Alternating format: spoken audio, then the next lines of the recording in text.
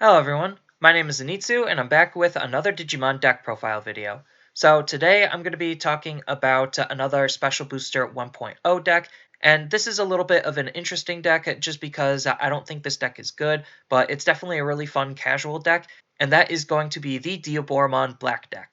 Even though Diaboromon is a white Digimon, all of his support is in black, so that's just the color we're going to be playing. So starting with the Digitama, I'm going to be running one copy of Kapurimon, just because our options are really limited and the reboot support is really good.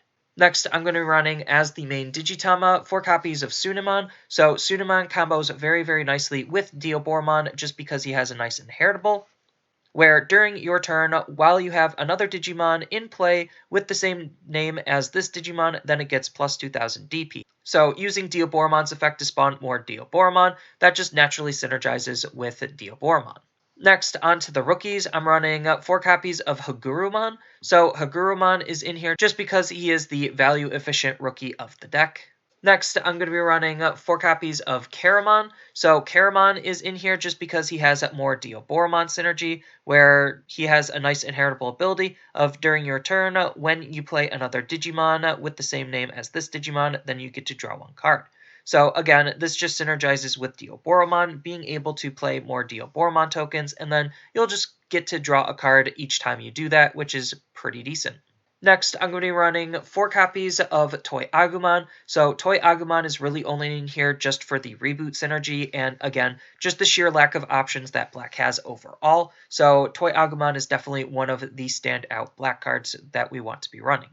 And then the last rookie of the deck is going to be 4 copies of Chumon. So Chumon is really only in here just so we could try to stop the opponent from gaining memory outside of their tamer effects, so that way we could turn off a lot of their shenanigans and try to limit their options the best that we can. Next, on to the champions, I'm going to be running 4 copies of Numemon. So Numemon is in here just because, same reasons as Hagurumon, he's just a value-efficient champion.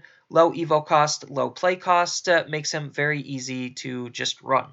Next, I'm going to be running 4 copies of Greymon. So Greymon is in here just, again, because our options are very limited, and the most powerful thing Black can do right now is using that reboot synergy. So the fact that Greymon gives our reboot Digimon jamming is just very powerful. So having a reboot Diaboromon stacked with all of these reboot cards is just something we really want to do.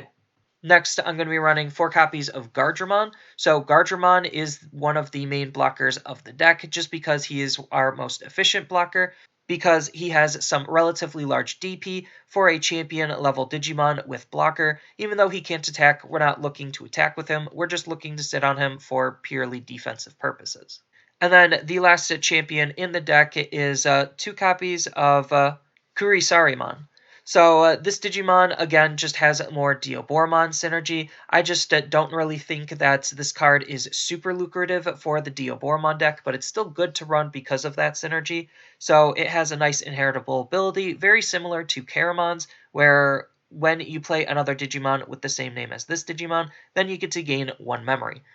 Next, on to the ultimates, I'm going to be running 3 copies of Andromon. So Andromon is in here just because he's another blocker. Blockers is just something that Black has, and compared to some of our other options, Andromon just stands out as one of the better ones that we could be playing, so we're going to be playing him. Next, I'm going to be running 3 copies of Infamon. So Infamon is a pretty solid Digimon for Diaboromon, just because he has a very powerful innate ability, where during your turn, when this Digimon digivolves into a Diaboromon from your hand, then you get to reduce the cost of the Digivolution by 1. So this is basically making Diaboromon's evolution cost 3, which is pretty decent. And then the last ultimate I'm going to be running is 4 copies of Metal Greymon. So Metal Greymon is in here just because, again, we're running all of the reboot cards, and the reboot cards are some of the strongest things that Black can be doing. So a fully built reboot Diaboromon is just a very powerful Digimon, just because he'll have security attack +1, he'll have jamming, he'll have reboot, so he has a less likelihood of being attacked into.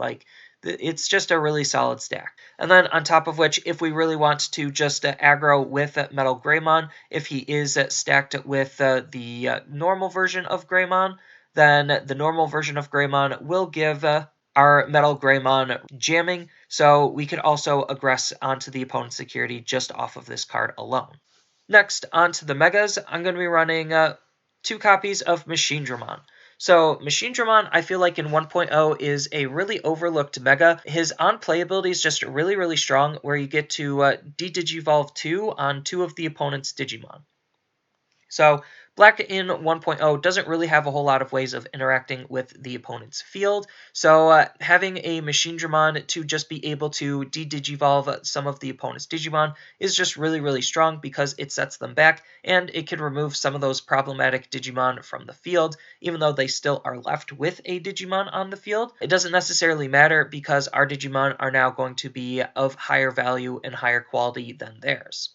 And that's what we're really looking to gain out of the card, is just the ability to interact with the opponent's board in some way, shape, or form. And then on top of that, he even has the blocker ability innately, so if we want to build him up to be a reboot blocker and we need to use him to Digivolve into rather than to play him, then we do have that option available to us as well. And then the last Mega of the deck is going to be 4 copies of Diaboromon. So this is the main Mega of the deck. This is what basically the whole deck is centered around, and he is just a really interesting and really powerful Digimon if left unchecked. So he has a really powerful when attacking ability where you basically get to spawn a Diaboromon token, and that Diaboromon token will have 3000 DP and then basically just be a copy of everything else on Diaboromon. So just being able to spawn bodies on attack and add additional pressure onto the opponent is very, very powerful. Especially left unchecked, then you could start utilizing those Diaboromon tokens in different ways, because he does have another ability where during both players' turns, when this Digimon would be deleted in battle, then you could delete one of your other Diaboromons to prevent this Digimon from being deleted. So basically, we could start utilizing his tokens either offensively or defensively, depending on the matchup and depending on the situation. So he's just overall a really decent Mega to be playing around with. Next, on to the options. I'm just going to be running 2 copies of Infinity Cannon. So similar reasons to why we're playing Machinedramon is why we're playing Infinity Cannon. Most of the black options are really bad in 1.0, but the fact that we don't really have good, efficient, or effective ways at dealing with the opponent's Digimon. So what Infinity Cannon does is basically you get to de-Digivolve for one of your opponent's Digimon. So again, that's just setting them really, really far back, even though they are going to be keeping a body on board. We just have a whole bunch of blockers, and we really care about getting rid of what their current Digimon is, more than what their Digimon is going to turn into. And then the last card of the deck and the only tamer of the deck is going to be 2 copies of Tai Kamiya. So this is the black version of Tai, and he's really only in here just because he is the memory fixing tamer of the deck. So we're really looking to try to capitalize on Infermon's ability to reduce Diaboromon's evolution cost down to 3. So that's why playing the memory fixer is really, really important, just so that we can make that play more efficiently and be able to swing with Diaboromon when we Digivolve into him. And then on top of which, he does have some synergy with the rest of our deck. Even though Diaboromon is a white Digimon and he doesn't synergize with him at all, it's the fact that he does make all of our black Digimon get plus 1000 DP during the opponent's turn, just make it very, very hard for the opponent to attack, especially if we have a good line of blockers going. So just those reasons alone make Tai worth playing. And then as far as some other cards you could think about running, you could think about running Gatsumon just as a cheap blocker. I just felt like based on the rest of the cards that I'm running in the deck, I didn't really need Gatsumon, but you could run them if you feel like. In terms of supporting Megas, you could literally run any of the other black Megas as supporting Megas. So if you want to play a little bit more aggressively, then High Andromon is pretty good, just because low Evo cost, high DP. If you want to just complete the whole blocker reboot synergy, then War Greymon is really, really good as another complementary Mega. And then again, if you want some more additional aggression in case we're having a hard time getting through the opponent's blockers and trying to close out the game, Metal Edamon is definitely a really interesting Digimon to think about running, just because he is one of the few Digimon that cannot be blocked, and that's just pretty solid to think about running. In terms of some of the other black options that you could run Spider Shot, but I just felt like looking back at the good times is just a little bit better, just because the potential of removal definitely is something I would value a lot more than just the overall usability of Spider Shot if we're just looking to de-digivolve our opponent's Digimon some more. So either of them are really, really good, but I just feel like looking back at the good times is a very underrated card and is a very solid card. Then in terms of an off-color splash, if you really wanted to run an off-color splash, I think red definitely has some of the best splashable cards in 1.0. So you could think about running Agumon just because his on-play ability helping you dig for your Tamer card, it doesn't matter what color it is, just the fact that he could help dig for your Tamer card is very, very valuable because we do need to see our black tie just so we have our memory-fixing Tamer out. And then we could also think about running Skull Greymon, just because, again, red has some really good on-play abilities that we could just utilize in a whole bunch of different ways. So Skull Greymon's on-play ability just allows us to delete an opponent's blocker, and that's just pretty good, and even though it is a little bit more situational, it's still a very valuable card to think about running.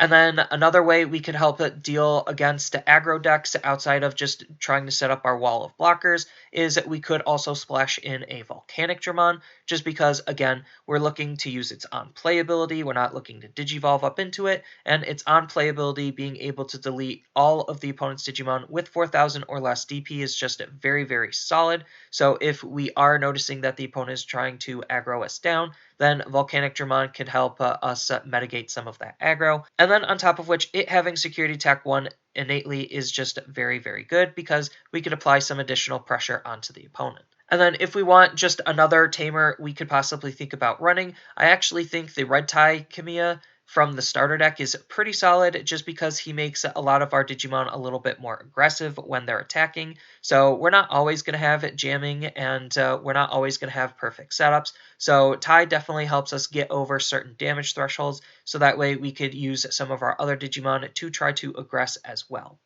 And because red is just one of the best splashable colors, we could also think about running Gaia Force, just because this is one of the best removal options in the game, to just delete one of the opponent's Digimon. And if we're already running a whole bunch of splashed red cards, then being able to play this card shouldn't be that hard, and we don't even need to have any red cards if this card's coming from our security. So it's just a very solid card overall to think about running. So for the most part, this is just my interpretation of Black Diaboromon. I just feel like it's better just to play more Digimon than trying to force Tamers or option cards to just work when Black, again, just doesn't really have very good options. So you can mess around with the ratios and you can mess around with some of the Digimon choices. It doesn't really matter as long as you just are running Diaboromon. But again, I don't necessarily think this is a super strong deck, and we are also lacking the Diaboromon promos, which definitely do help out the deck quite a bit. But until we get those promos, I think this is just the best that Diaboromon can do, and I don't necessarily think it's super great, but it's definitely a really fun hyper-casual deck just to bust out, and if the opponent isn't able to deal with Diaboromon, then he could just run away with the game. So that's all I really have for this video. As always, I'll have the deck list down in the description below. And as always, don't forget to like, share, and subscribe for more content. And I'll see you in the next video.